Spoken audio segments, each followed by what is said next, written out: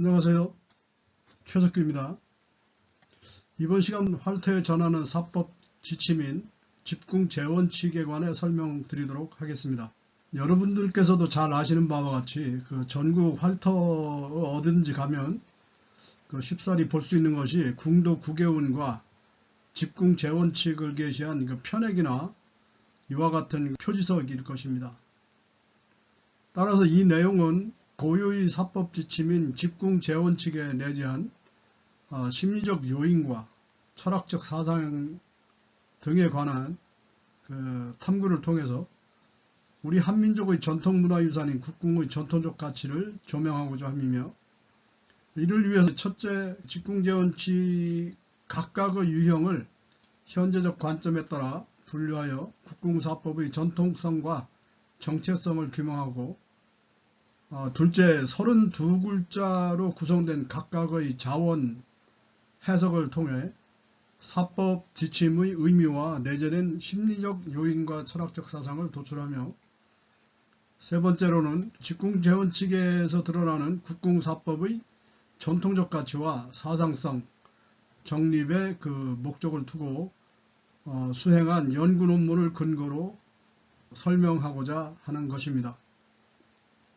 여기 보시는 것은 집궁재원칙의 두 가지 형태입니다.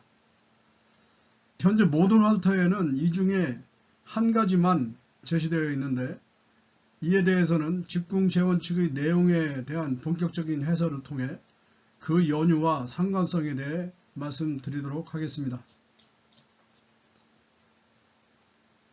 자, 그러면 이 두 가지 집궁재원칙 중에 보이는 주요 키워드는 무엇인가를 알아보기 전에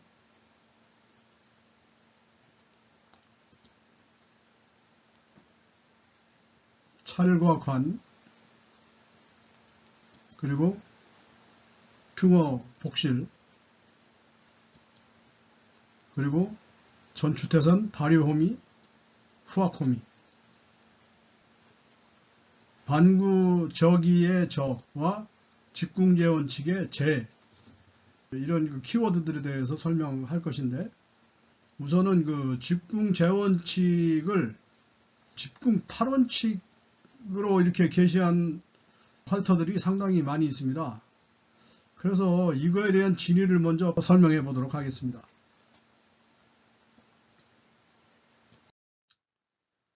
결론적으로 집궁8원칙이라고 한 것은 잘못된 표기인 것입니다.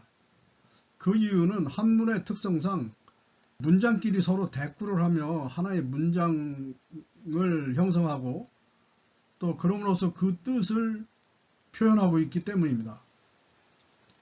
한자의 특성은 표의 문자이기 때문에 한 글자가 가지고 있는 여러 가지 뜻으로 해석될 수가 있기 때문에 문장 구조나 서로 대꾸하는 상관성에 의해서 여러 가지의 뜻으로 해석이 되는 것이 이 한문의 특성이라고 볼 수 있습니다. 그런 의미에서 선찰 후지형 후관풍세와 선관지형 후찰풍세 두 가지가 있는데, 선찰지형과 후관풍세에서 선이고 후입니다. 지형과 풍세를 볼 때 어떤 것을 먼저 보고 어떤 것을 나중에 볼 것인가, 그리고 좀 더 자세히 보는 이게 살필찰로 볼 것인가, 아니면 두루두루 보는 이 관으로 볼 것인가 하는 것입니다. 지역에 따라서는 이제 선찰지형 후관풍세가 아니고 여기와 같이 선관지형 후찰풍세로 되어 있는 곳이 있습니다. 여기에서도 먼저 보는데 뭘로 보냐면 지형을 관으로 보는 것이죠. 여기서는 찰로 봤고 좀 더 자세히 봤고, 여기서는 지형을 좀 두루두루 이렇게 보고, 그런 다음에 풍세는, 바람의 세기는 좀 더 자세히 봐라, 찰로 봐라, 가르침으로 전하고 있는 것입니다.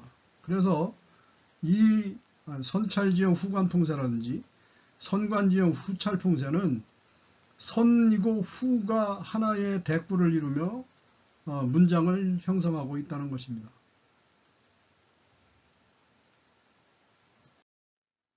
다음은 이제 비정비팔 흉어복실인데, 이 또한 하나의 문장 구조입니다. 비정비팔은 정자도 아니고 팔자도 아닌 상태로 이게 서야 되는 그 발자세 모양을 얘기하는데, 여기에 지금 해설을 다룬 것은 이게 이제 조선의 공설에 있는 내용입니다. 그래서 비정비파를 얘기할 때 몸을 곧게 세우고 관역 정면을 향해 선 자세로, 양발은 정자 모양도 아니고, 이게 정자 모양을 설명하자면 양궁이나 몽골이나 일본 또 뭐 중국까지, 그리고 뭐 세계 여러 나라의 활 쏘는 자세가 거의 이 고모레 정자, 앞발과 뒷발이 거의 이 직각으로 서는, 옆으로 돌아서는 그런 발자세, 이 완전한 그런 모양도 아니고 팔자도 아니고, 그리고 팔자는 이제 서로 이렇게 오므라지거나 이런 형태로 서야 된다라는 것입니다. 그래서 이렇게 옆으로 돌아서는 자세가 아니고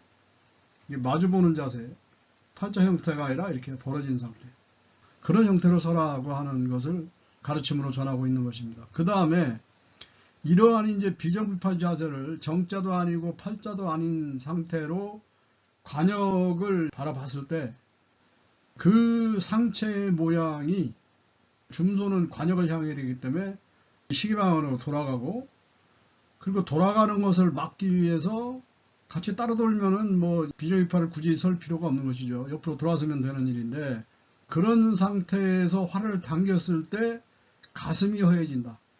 흉허에 대한 해석은 흉허를 복실과 연결해서 호흡을 비운다.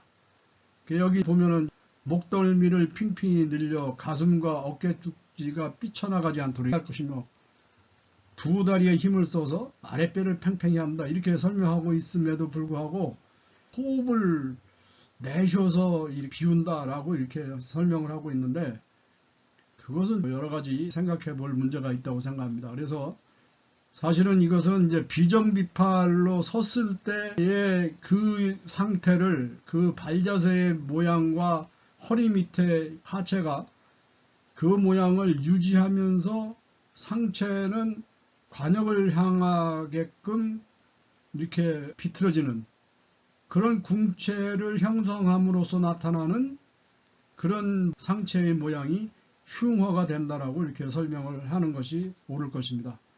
그리고 이때에는 이제 그 복실, 호흡, 우리 활쏘기는 굉장히 호흡을 중요시합니다.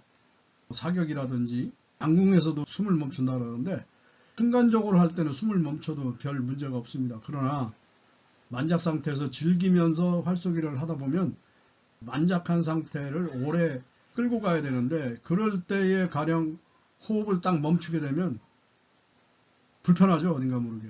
이러한 것이 비정비팔과 발자세와 허리 아래의 모습과 흉어 복실, 허리 위의 상체의 모습이 대꾸를 이루면서 하나의 문장으로 되어 있다는 것입니다.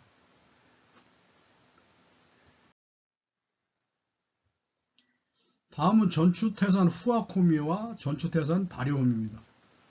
이 역시도 전추태산이라는 것은 이제 활을 쥐고 관역을 향해 뻗은 팔, 줌팔이라고 그러죠. 줌팔, 줌손. 이것이 태산을 밀듯 떠받치듯 할 것이며, 그리고 뒤에 후악, 혀를 당기는 이 깍지손은 아주 단단히 호랑이 꼬리를 움켜쥐듯이 굳건히 한다. 여기 이렇게 되어 있죠.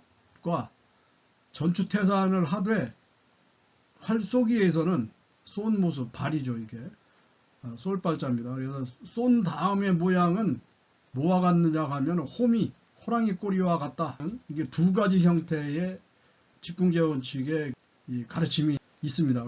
이 역시도 하나, 둘, 이게 사자성어식 두 개의 문장이 별도의 될 것이 아니라 전추태산과 후아콤이 버티는 자세죠. 활을 만작해서 딱 버티고 있는 자세고, 여기에서는 버틴 자세에서 쐈을 때 쏘고 난 다음에 모양이 호랑이 꼬리와 같다라고 하는 그 설명을 하고 있는 것입니다. 그러니까 줌손과 깍지손의 모양, 그리고 발시 후의 모양을 하나의 문장으로 이렇게 연결되는 것이죠. 그래서 이것도 두 개로 보면 안 되는 것입니다. 다음은 이제 발이부중 반구적입니다. 이것을 또 두 가지 문장으로 봤기 때문에 직궁 8원칙으로 이렇게 얘기를 하고 있는데, 이것만큼은 잘못된 것입니다. 왜냐하면 이것은 맹자의 인자 여사 하되 사자 정기 이후 발 하며 발이 부중하더라도 불언 승기자요 반구적이 이기의인이나 이렇게 맹자가 인을 설명할 때 활쏘기를 비유한 것인데, 이것을 이제 해석을 해보면 인이라는 것은 활쏘기와 같다. 인의 실천은 활쏘기와 같다. 활을 쏠 때에는 정기 마음을 바르게 하고 그런 다음에 활을 쏘는데, 그 쏜 화살이 부중 맞지 않았을 경우, 관역에 맞지 않았다고 해서 불언승기자요, 이게 이긴 사람을 원망하지 말 것이며 반구적이 이기이다. 그러니까 그 맞지 않음에 대해서는 내 스스로 내 탓이기 때문에 돌이켜서 그 허물을 구하라.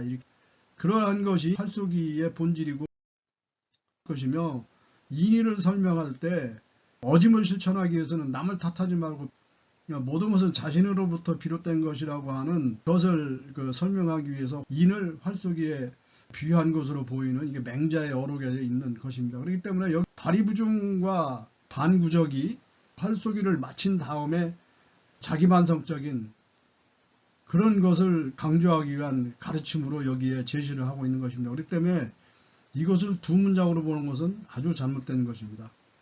활쏘기 처음에서 지형을 보는 것과 바람의 세기를 관으로 보거나 찰로 보는, 그렇게 한 다음에 관역을 향한 발자세를 취하는 법과 그런 자세로 활을 당겼을 때의 상체의 모양, 어깨가 빠져나가고 가슴이 베이고 하는 이것이 아니고, 호흡을 같이 하면서 활 당기기에 있어서 줌손과 깍지손의 버팀, 이때 이제 만작해서 이제 버티는 동작으로 이어지고, 그 다음에는 이제 발시 동작, 그 만작 후에 이론이 끝나면서 발시 동작으로 이어지는, 그럴 때의 동작 형태는 어떻게 해야 된다든지, 또 이제 활을 다 쏜 다음에 결과에 대해서는 다른 것에 핑계대지 말고 자신을 되돌아보고 그 허물을 고치라는 그런 마음가짐까지를 이게 32글자로 구성한 활쏘기 배움에 있어서 모든 것을 뜻하는 모든 것, 모두 재.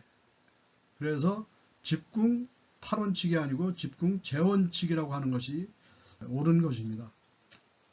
이 영상을 보시는 분들께서는 각 정에 집궁 재원칙이 아니고 8원칙으로 되어 있다면 이것은 고쳐야 되는 겁니다. 이상으로 마치고 다음 시간에는 집궁 재원칙의 내용을 한 글자 한 글자씩, 한 문장 한 문장씩 살펴보면서 해석하고 이해하는 시간을 갖도록 하겠습니다. 감사합니다.